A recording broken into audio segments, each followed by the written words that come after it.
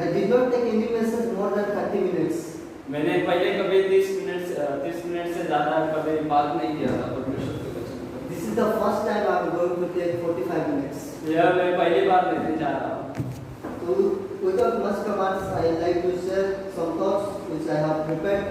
बिना कुछ ज़्यादा बोले मैं वचन की ओर बढ़ना चाहता हूँ। Please turn with me the book of Matthew आइए हम मत्ती रचित सुसमाचार 7, chapter 7, अध्याय 7 1 से 1 to 5. 1 से लेकर 5 तक पढ़ेंगे। Please read for me. कोई भी जेकब आगे नहीं पढ़ सकते। Judge not that you be not judged, for with what judgment you judge, you will be judged, and with the same measure you will be measure you use, it will be measured back to you. And why do you look and speak with your brother's eye, but do not consider the plank in your own eye? For how can you say to your brother, let me remove the speck out of your eye, and look a plank is in your own eye? Hypocrite, first remove the plank from your own eye, and then you will see clearly to remove the speck out of your brother's eye. Do not give what is holy to the dog, nor cast your pearls before swine, lest they trample them under their feet and turn and tear you in pieces. Thank you, brother. धन्यवाद भाई। May the Lord bless us to understand what we have read. परमेश्वर हमें आशीष दे कि हम इन वचनों को समझ सके। When you see this world जब हम इस संसार में देखते हैं, and consider the believer's life, जब हम इस संसार में विश्वासियों के जीवन को देखते हैं, what they are doing, वे लोग क्या करते हैं? they are going to church, वे लोग कलीसिया में जाते हैं, they are praying to God, वे परमेश्वर से प्रार्थना करते हैं, they are involved in various ministry, वे बहुत सारे परमेश्वर के कामों में हाथ बढ़ाते हैं, they look very humble, वे बहुत नम्र दिखाई देते हैं, they are good in spiritual way, वे आत्मिक रूप से बहुत अच्छे दिखाई देते हैं, they look exactly वे बहुत वैसे के वैसे दिखाई देते हैं, but परंतु Matthew sir always will say, जैसा मैथ्यू सर हर वक्त कहता है, what is there, something is there. जहाँ कहीं भी हमें लेकिन और परंतु दिखाई देता है वहाँ कुछ तो है। What is that? वो क्या है? Let me tell you what is that. मैं बताना चाहता हूँ कि वो लेकिन क्या है। That is the carnality. वो वहाँ पे शारीरिक लालसाओं के बारे में बात बताता है। They look very spiritually, वे बहुत आत्मिक दिखाई देते हैं, but they are not really like that. But वे सच्चाई में बहुत आत्मिक नहीं है। They will criticize other people. वे बहुत से लोगों का निंदा करते हैं, They will judge to other people. वे बहुत सारे लोगों का न्याय करते हैं, They will not consider their own mistake. वे अपने आप का कोई भी बातों का चिंता नहीं करते। But when you will see in the Bible, जब हम पवित्र शास्त्रों में देखते हैं, here we read Matthew 7:1 to 5. जैसा आपने पढ़ा मत्ती रचित सुसमाचार 7 का 1 से लेकर 5 तक, When we see this background, जब हम इसके पृष्ठभूमि, when we see the background, जब हम इसके पृष्ठभूमि को देखते हैं, then we can see Lord Jesus Christ well known in that area. हम इस पृष्ठभूमि में देखते हैं कि प्रभु यीशु मसीह उस जगह में बहुत जान पहचान वाला एक व्यक्ति है। When we see the chapter 4, जब हम अध्याय 4 देखते हैं, then we can see वहाँ पे हमें दिखाई देता है, Lord Jesus Christ went to all Galilee. हमें वहाँ पे दिखाई देता है कि प्रभु यीशु मसीह गलीली में चलता है and teaching them in their synagogue. और उन्हें यहूदियों के मंदिर में प्रभु यीशु मसीह सिखा रहा है and preaching the kingdom of God और वो परमेश्वर के राज्य का प्रचार कर रहा है and healing all kinds of disease and sickness. उसने सब प्रकार के बीमारी और सब प्रकार के बीमारियों को चंगा किया। Then his fame went to all Syria, और उसके नाम का प्रचार है तो उसके नाम का रोशन पूरे सीरिया तक, एक देश तक फैल गया। and people are starting to following him. और ऐसे ही सब लोगों ने प्रभु यीशु मसीह का पीछा करने लग गए। When he saw the great multitude following him, जब उसने देखा कि एक बड़ी भीड़ उसका पीछा कर रही है, then he went up on a mountain और वो एक पर्वत पे चढ़ गया and he started to give his sermon. और वो पर्वत पे चढ़ के वहां पे वो पहाड़ी उपदेश देने लगा।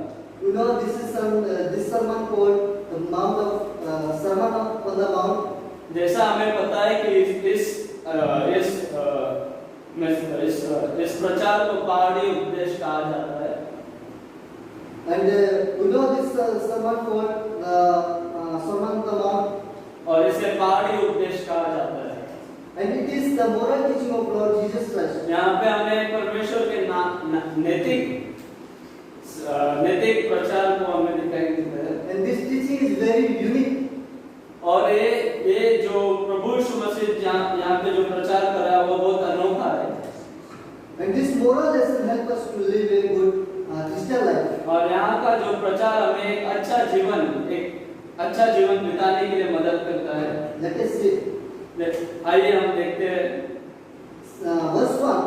पहला वर्ष, Judge not that you be not judged. किसी पे दोष मत लगाओ जिससे कि तुम पर भी दोष लगाया जाए। That is written first. Do not judge. किसी का न्याय मत करो। What is meaning of that? उसका मतलब क्या है? There should be no harsh and uncharitable judgment that will condemn a man. ऐसा कोई भी न्याय हमें नहीं करना है कि वो किसी मनुष्य का क्या करता है, वो न्याय करता है। Lord Jesus Christ said to whom? Lord Jesus Christ said to whom? प्रभु यीशु मसीह किसे कर रहा है? To the crowd people. वो लोगों से कर रहा है। To the multitude people. जो लोग उससे भीड़ को कर रहा है। Not only to them, उन्हीं को ही नहीं, but to the believers also.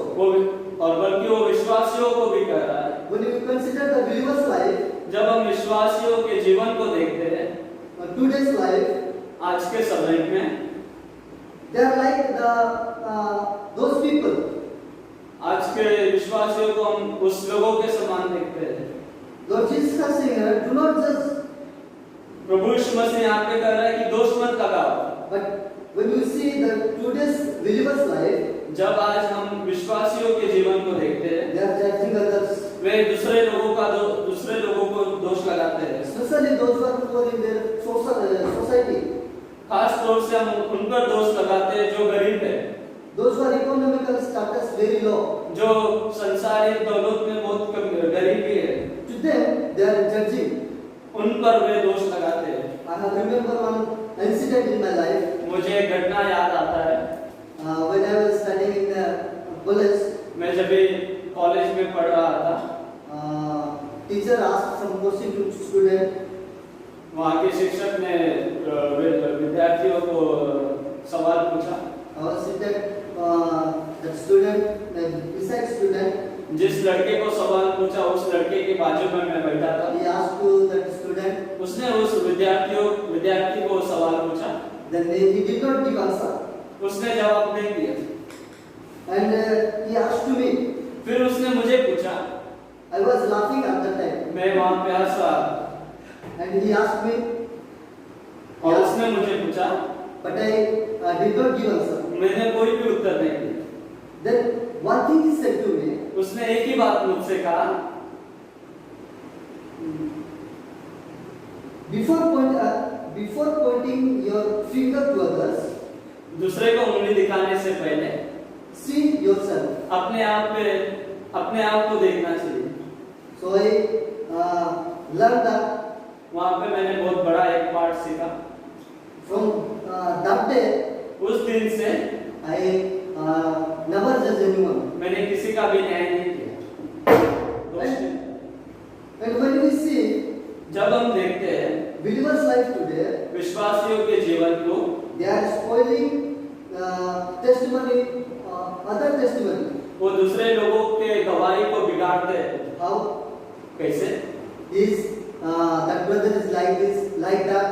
बुरा बात करके दूसरे लोगों का वो गवाही को बिगाड़ते हैं। Many times बहुत समय पे we will say that brother like this, like this. Many things we will say. हम बहुत समय पे अपने अपने भाइयों का बुरा गवाही देते हैं And spoiling their good testimony. और उनके नाम को हम बिगाड़ देते हैं। If we will destroy others' testimony, जब हम दूसरे के गवाही को नुकसान पहुंचाते हैं, Lord will judge us. परमेश्वर हमारा न्याय करेगा। When we see 1 Corinthians 3:17, पहला कुरिन्थियों उसका 3:17 जब हम देखते हैं, please read somebody. कोई भी मेरे लिए पढ़ सकता है।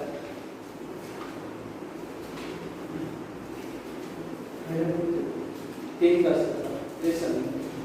If any man destroys the temple of God, God will destroy him. For the temple of God is holy, and that is what you are. Thank you, brother. There is written, the Lord will destroy. वहाँ पे लिखा है कि परमेश्वर सत्यानाश कर देगा। To whom? किसको? Those who destroy the temple of God. जो परमेश्वर के मंदिर को नष्ट करता है। And when we spoil the good testimony of others, जब हम किसी भाई के अच्छे गवाही को जब हम नुकसान पहुंचाते हैं, Lord will judge us. परमेश्वर जरूर हमारा न्याय And करेगा। Lord Jesus Christ said, यहाँ पे प्रभु यीशु मसीह कह रहा है, do not judge, किसी का न्याय मत करो। that you will be judged. अगर हम किसी का न्याय करेंगे तो जरूर हमारा न्याय किया जाएगा। And Galatians गलातियों का किताब 6:7, उसका 6:7 में लिखा है, whatever a man sows, कोई भी मनुष्य जो कुछ भी बोता है, that shall he also have reaped. उसका प्रतिफल वो जरूर बोएगा। So what we need to do? हमें क्या करना है अभी? Do not judge. किसी का भी न्याय नहीं करना है। If you do, जब हम करते हैं, Lord will judge us. परमेश्वर हमारा न्याय करेगा। James telling याकूब कहता है 4:12, somebody can read. 4:12 में कहता है,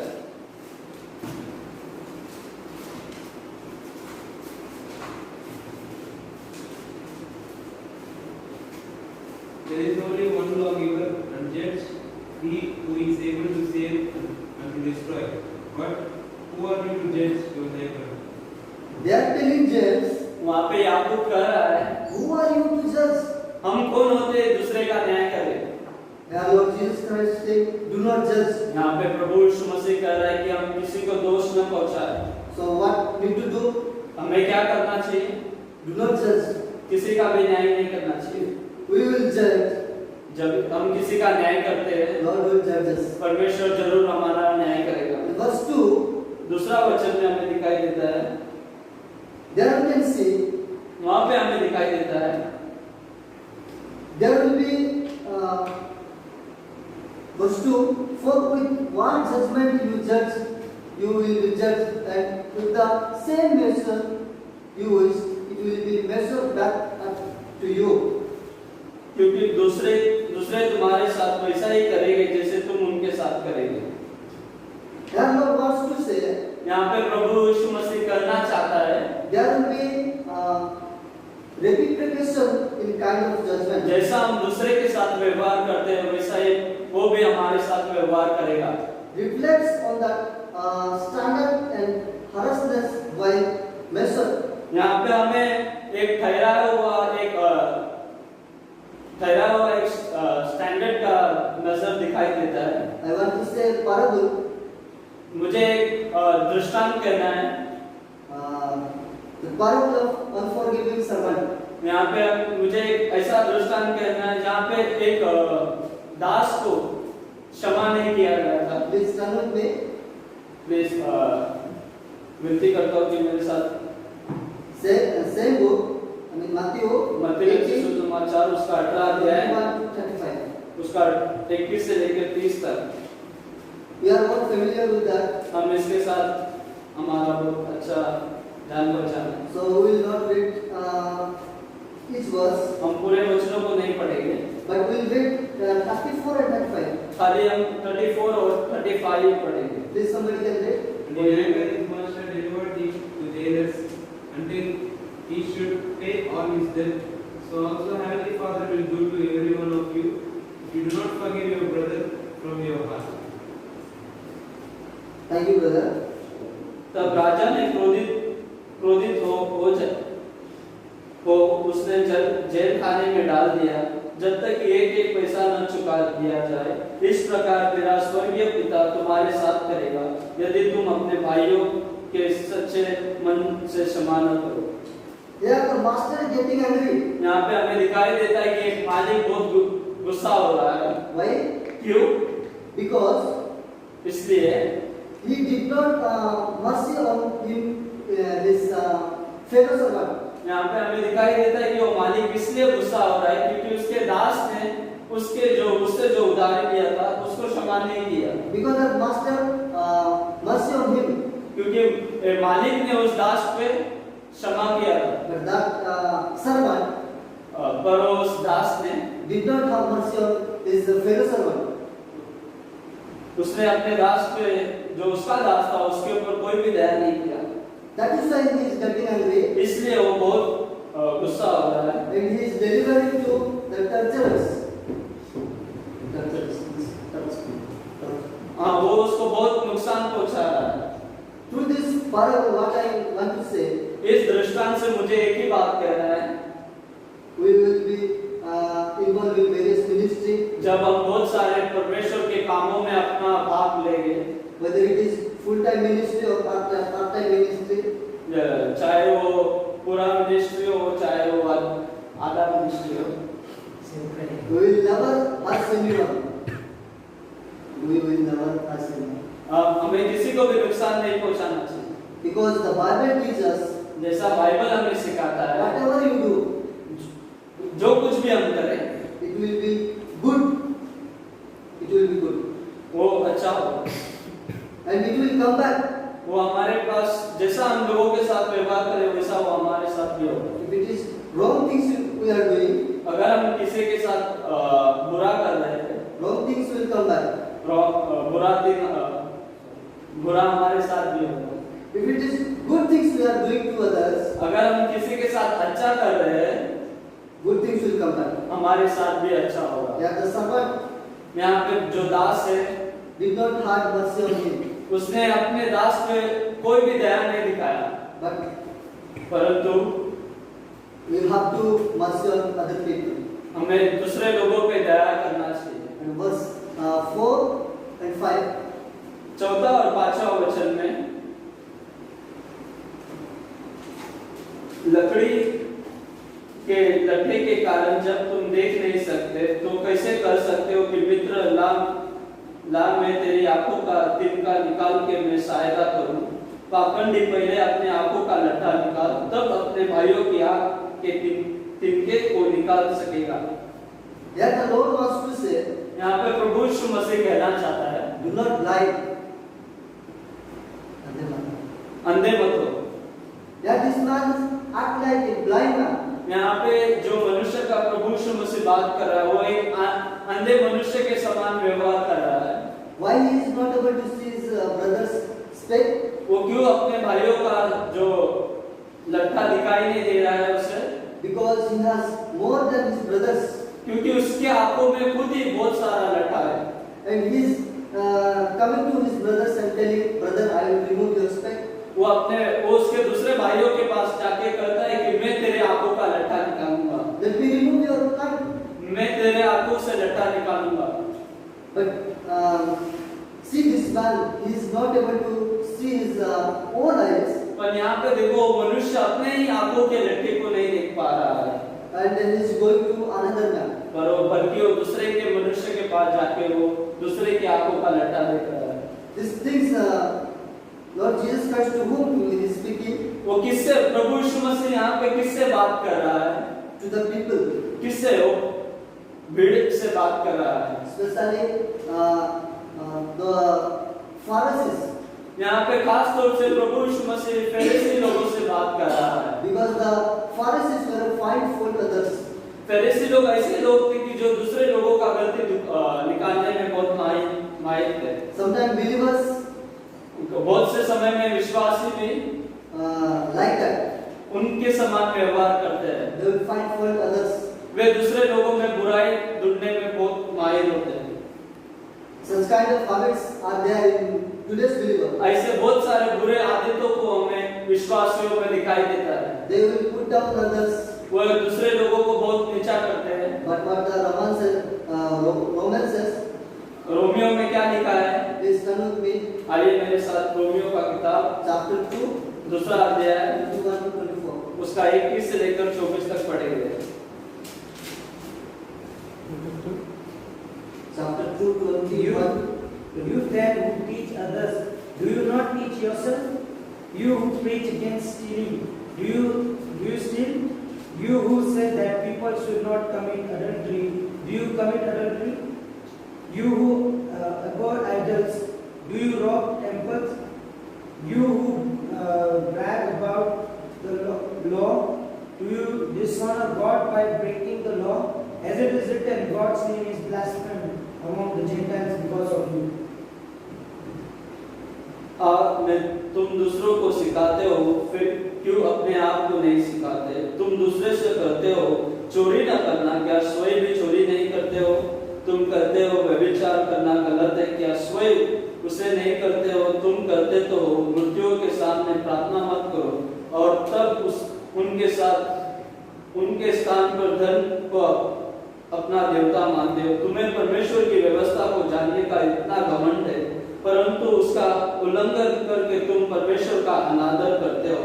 क्योंकि आश्चर्य नहीं कि पवित्र शास्त्र में लिखा है कि संसार तुम्हारे कारण परमेश्वर को बुरा करता है।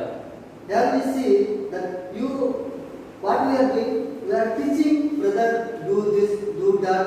हम बहुत से समय में अपने भाइयों को सिखाते हैं कि ये करो वो करो, But we are not doing that.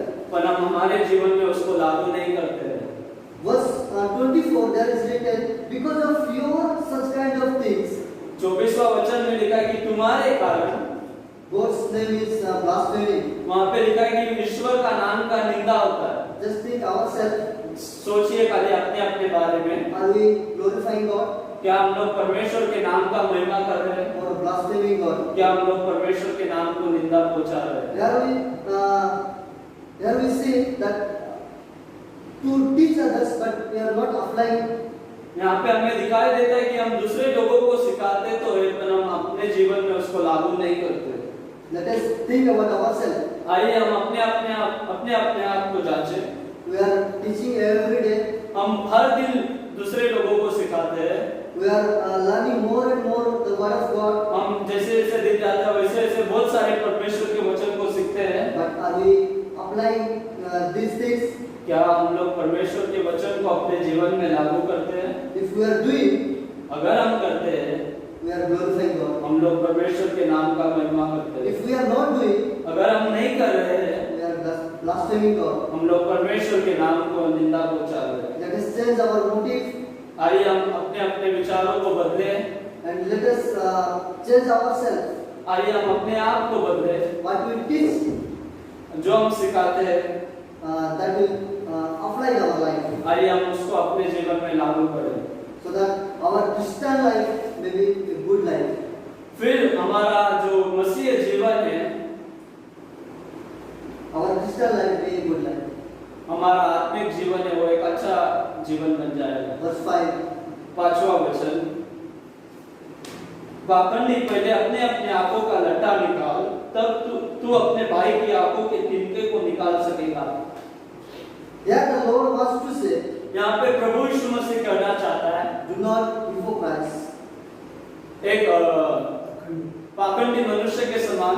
Here Lord Jesus Christ giving such a beautiful title. यहाँ पे प्रभु यीशु मसीह एक सुंदर एक अच्छा नाम दे रहा है। To whom? किसको? Pharisees, फरीसी को एक नाम दे रहा है। hypocrites, पाखंडी लोग, hypocrites. पाखंडी लोग। Who are they? वो कौन है? That Pharisees. वो फरीसी लोग हैं। What is meaning of hypocrites? पाखंडी का मतलब क्या है? Those who are pretending to be what they are really not. जो अपने आप को ऐसा व्यवहार करते कि जो असलियत में वो है नहीं। Or we can say righteous, वे दावा करते हैं कि वे कुछ है, but they are not really righteous. वे असली में वैसे नहीं है। When we see the Job chapter 8, 7 and 9, जब हम जोब का किताब उसका यमुना का किताब उसका 8वां अध्याय उसका 7वां वचन में देखते हैं, there we can see वहां पे हमें दिखाई देता an है adulterous woman एक व्यभिचार करने वाली स्त्री, who got by Pharisees, उसे फरीसी के द्वारा पकड़वाया गया था। and the Pharisees brought to Jesus, फरीसी लोगों ने उस व्यभिचार करने वाली स्त्री को प्रभु यीशु मसीह के पास ले आया, and that Pharisees said to Jesus, फरीसी लोगों ने प्रभु यीशु मसीह से कहा, what such kind of human we will do? उस स्त्री के साथ हमें क्या करना चाहिए? Moses command us मूसा ने हमें आज्ञा दिया है to stone to death. उसे हमें पत्थरवाह करना चाहिए, But what the Lord Jesus Christ said, पर आप क्या करना चाहते हो प्रभु यीशु मसीह? Lord Jesus Christ said, प्रभु यीशु मसीह ने कहा, he who is without sin, प्रभु यीशु मसीह ने कहा कि तुम में से जो कोई भी जो किसने भी कभी पाप नहीं किया हो among you, तुम में से, let him cast first a stone to a death. उसमें से जो किसने भी कभी पाप नहीं किया हो पहला पत्थर उठा के उस स्त्री पे मारे। What they did, उन लोगों ने क्या किया? they left. उन लोगों ने वहां का स्थान छोड़ के चले गए। I think some of the Pharisees learned from this lesson. यहाँ पे हमें दिखाई देता है कि फरीसी लोगों ने वहां पे एक अच्छा पाठ पढ़ा। The word of God reminds us प्रभु यीशु मसीह परमेश्वर का वचन हमें याद दिलाता है, we should be not like them. हम लोग फरीसी के समान नहीं होने चाहिए, Rather, बल्कि we should be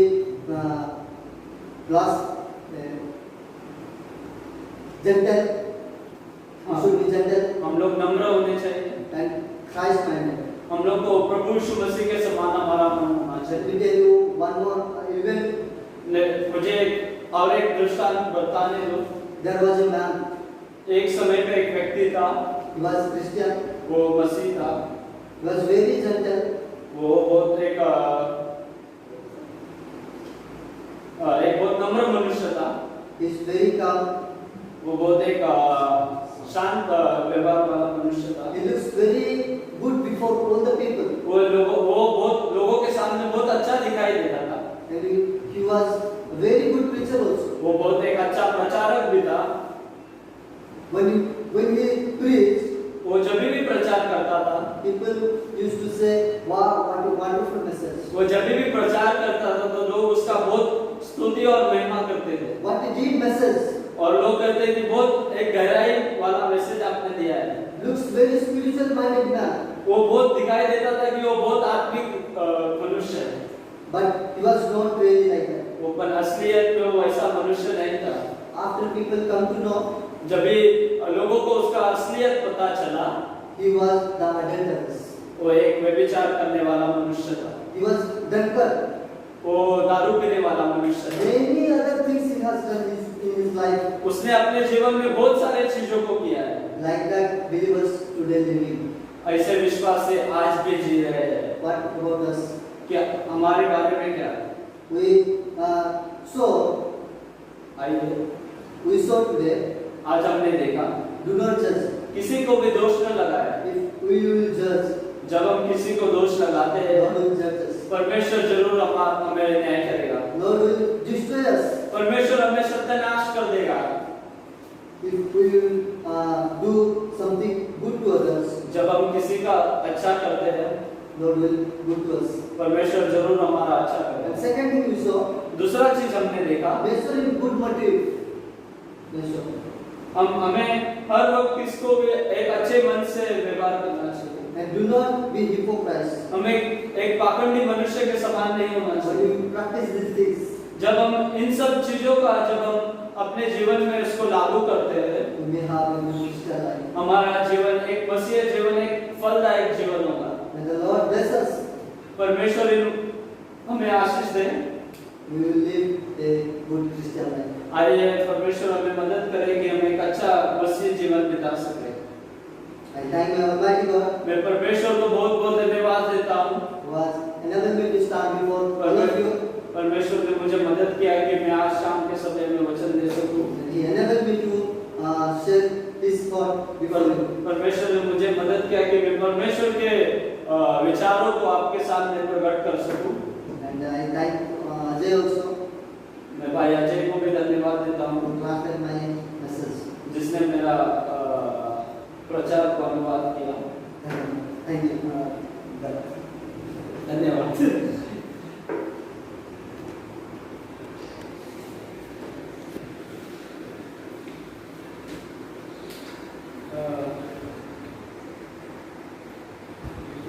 Today we saw that what a beautiful message it was, that challenging message to each one of us, that it is here written that we should not judge anybody, that we will be judged by God. And it is a beautiful thought that we can keep in our heart. It is very, very common thought, but it has a very practical implication beyond our understanding. May God help us to practice in this to come.